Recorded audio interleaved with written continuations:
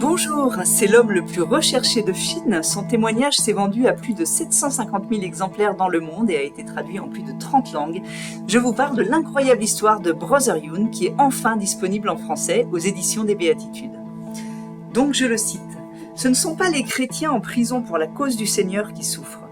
Ceux qui souffrent réellement, ce sont ceux qui n'expérimentent jamais la présence de Dieu. Donc ces paroles sont dites par un Chinois qui a connu les pires souffrances et les pires tortures en prison, puisque en Chine, on n'a pas le droit d'être chrétien si on n'est pas dans une église officielle. Donc lui, dans l'église clandestine évangélique, et donc il a été très très persécuté. Alors quelle est son histoire?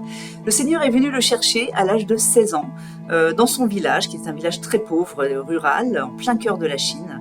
Et je vous laisse découvrir la façon improbable dont le Seigneur est venu le chercher, dont le désir dans son cœur à lui a été jusqu'à... je vous raconte rien du tout, comment il a trouvé le Seigneur, comment il a obtenu une Bible, c'est quelque chose de tout à fait extraordinaire.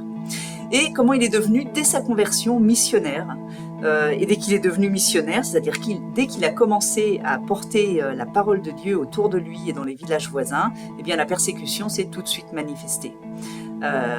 Et donc on va dans cet ouvrage, dans ce témoignage d'annonce de la parole, à persécution, à miracles qui lui permettent de continuer à annoncer la parole. On se croirait on est en plein Saint-Paul. C'est assez extraordinaire parce que ça s'est vécu quand même à la fin du XXe siècle et au début du XXIe siècle. Et à tel point que lorsque sa présence est devenue dangereuse en Chine, aussi bien pour lui-même que pour les autres, il a fondé un ministère international qui consiste à porter la parole de Dieu sur la route de la soie. Pourquoi la route de la soie? Parce que ce sont des pays où les chrétiens sont extrêmement persécutés et il considère qu'un Chinois qui a connu la persécution en Chine est tout à fait préparé pour ce genre de mission.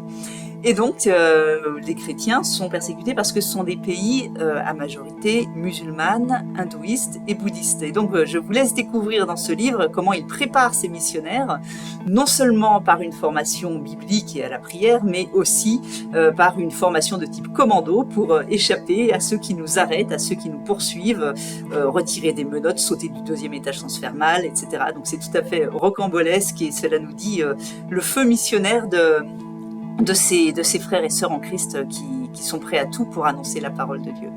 Moi, ce que je retiens de ce livre à titre personnel, c'est ce désir de Dieu qui est très très fort. C'est cet amour de la parole, c'est la ténacité de Frère Yun et la puissance du Seigneur qui se déploie dans les pires persécutions. C'est que la grâce, elle est toujours proportionnée aux difficultés qu'on peut traverser.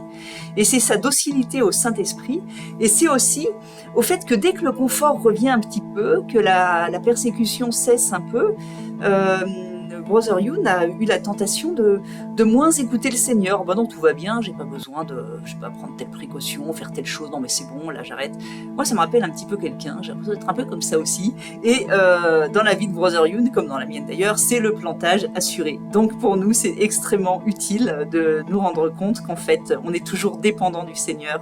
Et c'est un véritable coup de fouet pour notre foi, mais en même temps qu'un livre tout à fait passionnant et prenant. Donc je vous souhaite une excellente lecture et une belle découverte, et que votre foi s'en trouve ravivée pour les années qui viennent et le reste de votre vie. Amen.